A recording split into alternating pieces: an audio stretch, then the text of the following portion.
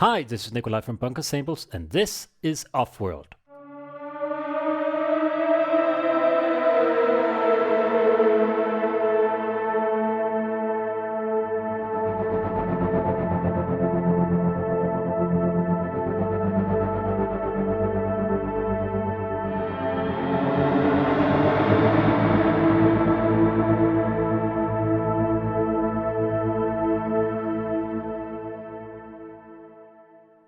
But before we get into what all this is, I want to show you something. This is a Vietnamese Dan Bo. This is the sound source for Offworld. And I wanted to show it to you before we do the walkthrough of the interface, because I think it's important to understand where this library came from and why it is the way that it is. The first thing you need to know is that the Dan Bo is not meant to be bowed the way I will show you later. It is meant to be played with a pick, traditionally a bamboo pick, and it is very difficult to play. I can't play it the way it's supposed to be played, but I will try to demonstrate anyway. So it's a monochord, just a single string and a bamboo handle that alters the pitch. But you never play this note, the open string. You only play harmonic. So you stop the string with the palm of your hand and pick and lift at the same time. So you get the octave, the fifth,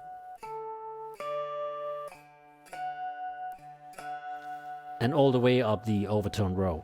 Any note in between you have to do with the handle, which you also use to add ornaments and vibrato. And it's very difficult. It's very much an intonation instrument, and it takes years and years to learn to play it properly. However, I'm a string player, so I'm used to bowing things. And one day I was messing about in the studio and I thought, well, can you bow a Dan Bo? Let's find out.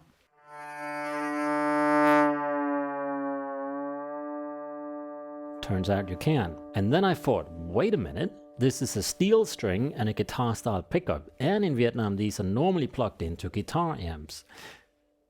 Maybe we could plug it into an effects pedal before it goes into the amp. I just happen to have an octave pedal lying around, the Park 2 by Electro Harmonix, and I plugged that into it. And then it sounded like this.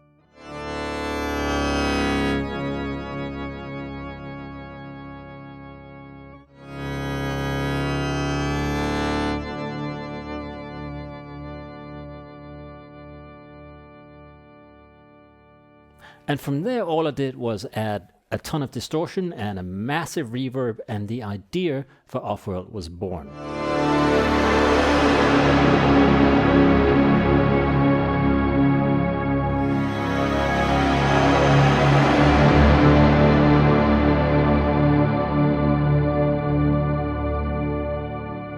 Of course, the most interesting thing about sampling this instrument is this guy. The bamboo handle that controls the tension of the string, therefore the pitch. So I decided to record slides going up and down, and I quickly found that the most you can get out of it is about 4 semitones, 4 half steps in either direction.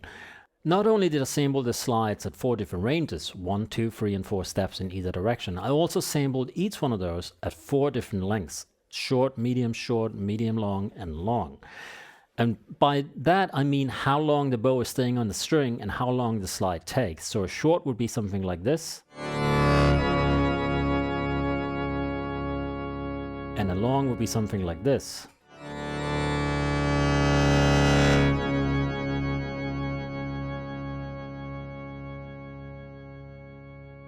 And then, of course, I sampled notes without any bending, but still with the 4 different lengths of bowing, from short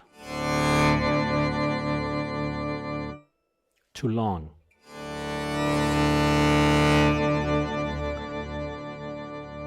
And I added a little bit of vibrato. Later, when I was editing, I decided to extend the non-bowed part of the sample so that it can be looped and play forever and ever when you hold down a chord. So for every sample, there are 3 options for you to choose from. You decide, first of all, if you want it to slide up or down or not slide at all. And then you decide the length of the bowing, which, if it's a slide, also determines how long the slide takes. And then you decide how far you want the slide to go, from 1 to 4 semitones. The next thing I did was build a contact engine that allows you to control these 3 parameters all at once. So let's take a look at that. And here it is.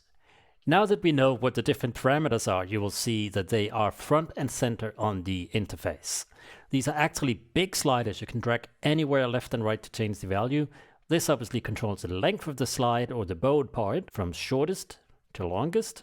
This the direction. This is obviously up, no slide, and a slide down.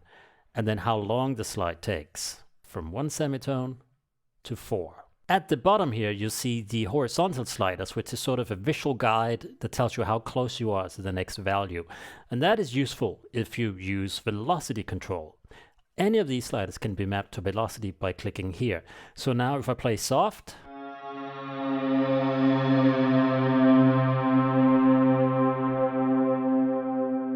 I get a slide down. But if I play hard,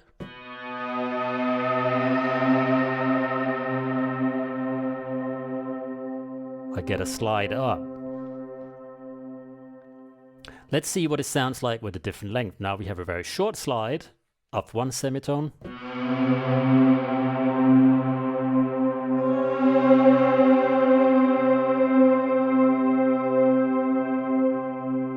Let's try a longer slide.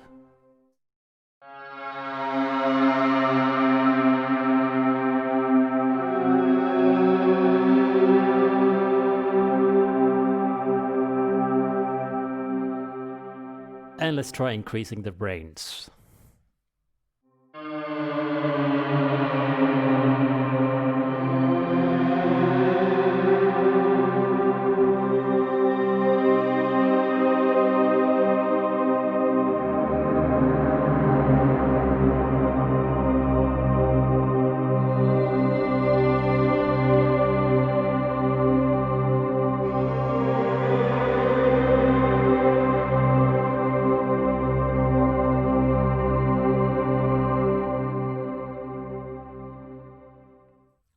So as you can hear, it's a lot of fun to play, and it's actually a very expressive instrument if you set up the controls the way you like them. The length slider is by default mapped to CC22, which is a slider on my MIDI keyboard, and I have the steps mapped to this. And the way I normally work is I play something in, and then I go in after and overdub the MIDI values that I want for the length, direction, and steps. The other control here is bow and bends only, and what that means is if you're not playing a slide, it will cut into the cymbal and play after the bowed part, so you're only hearing the sustained part, and I like to increase the attack for that.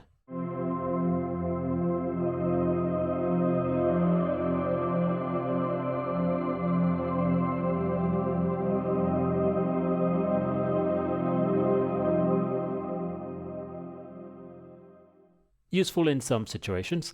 Apart from that, we have the standard attack and release controls. Expression, which is mapped to CC11 by default, is just a volume control, and a high pass and a low pass filter, and these little guys here are resonance sliders. And of course, all these sliders can be mapped to a CC controller of your choice by right-clicking, learn MIDI CC, and then just moving the slider on your keyboard. So now you can play with the filter.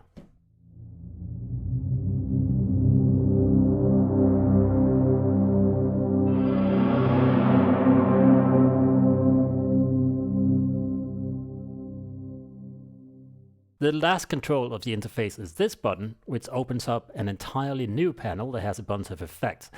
You simply turn them on by just clicking the name. Now the compressor is on.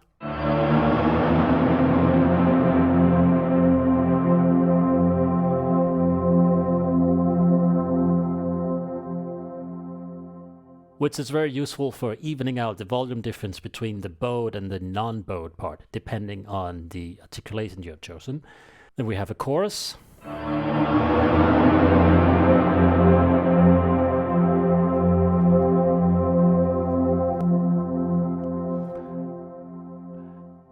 Some of the raw samples are of course mono, so this is like a fake stereo maker.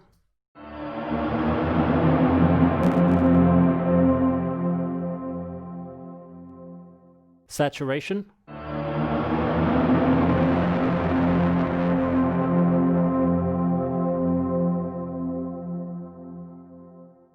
A phase filter.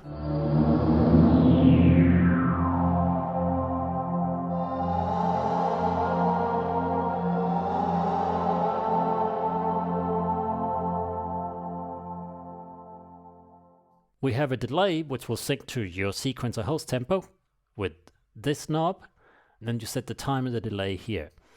damping and feedback. Pretty standard controls. And then we have a convolution reverb from 0% mix to 100% wet. And it comes with these impulse response files. I particularly like the factory.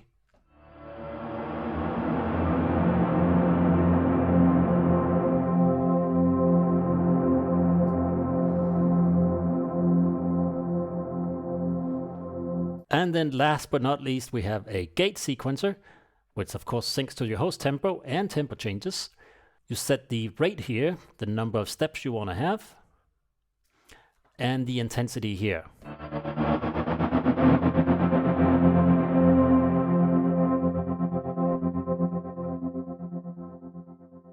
But that's not all. You have a choice between soft gating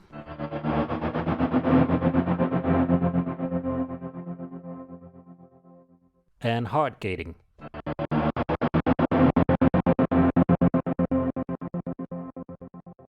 You simply draw in the rhythm with the mouse here, and when you have something you like, you can save it as a preset.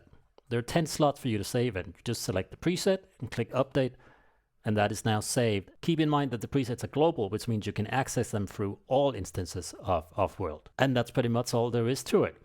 Now let's check out the different sounds you get. The library is divided into 3 main folders. The creator patches are all the raw, unprocessed samples mapped in the engine. And I think even though they don't sound like much, this is probably the coolest part of this library because it allows you to do your own sound design, and these are also the sounds that I did all the processed sounds with. So first we have Justy Dan Bow.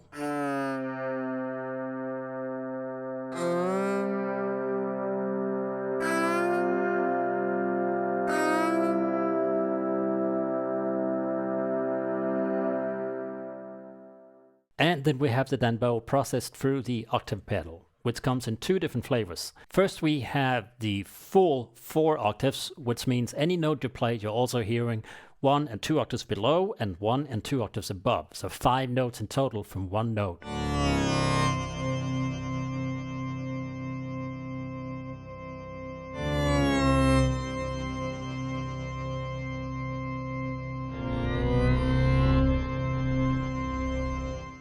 So you can hear quite a full bandwidth sound, which is not always what you want. So I also recorded all the samples just in octaves, which also expands the range of the instrument.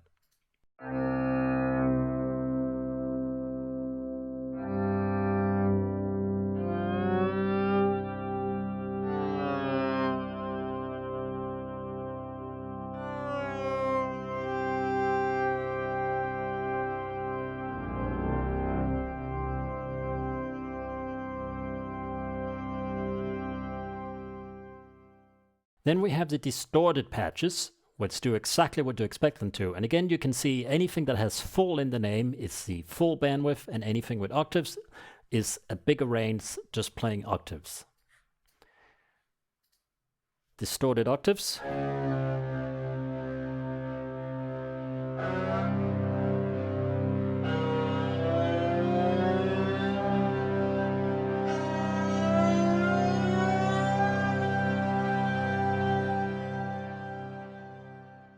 Distortion Mayhem, this is a full pads.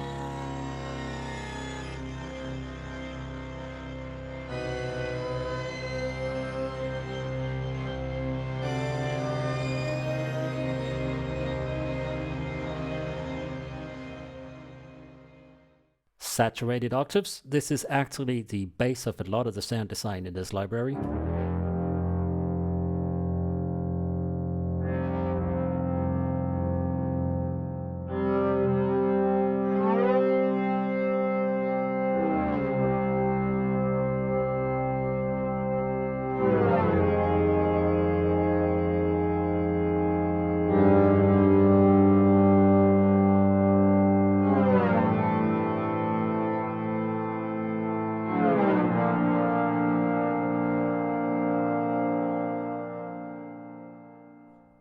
And then extra crunch, which is exactly what you expect.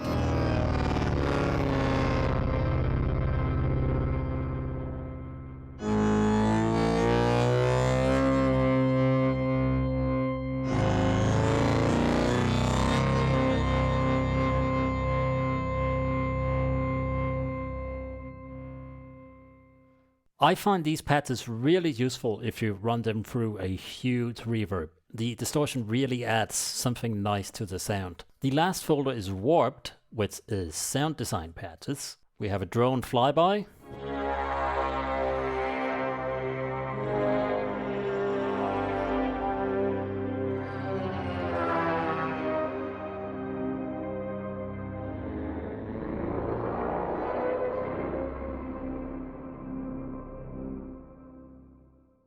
Then we have the sound that started it all, huge reverb.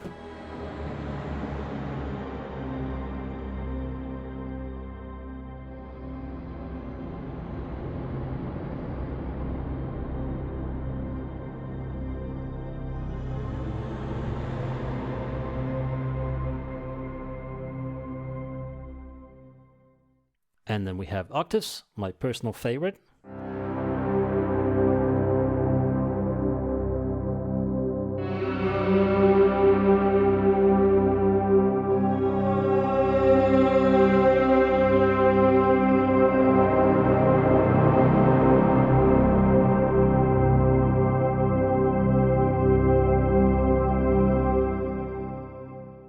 Massive extra large, which is really slow and huge.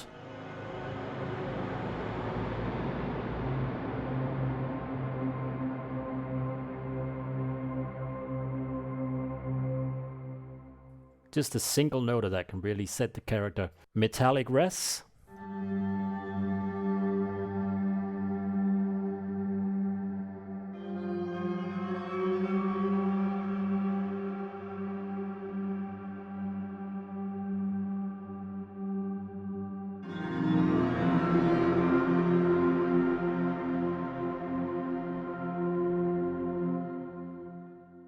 And outer limits.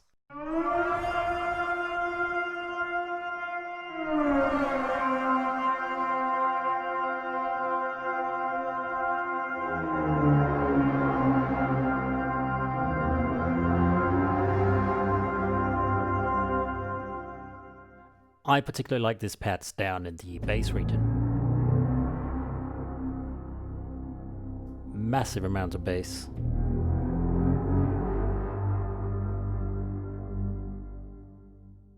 And that's Offworld. It's obviously a one-trick pony. It really only does one thing, but it does it really well. And it's a lot of fun to play with, and you can get a lot of sound design out of just playing with the dry patches. So I hope you get to enjoy this library, have fun, and let me know what you'll make with this. Thanks for watching, and see you soon. Bye bye.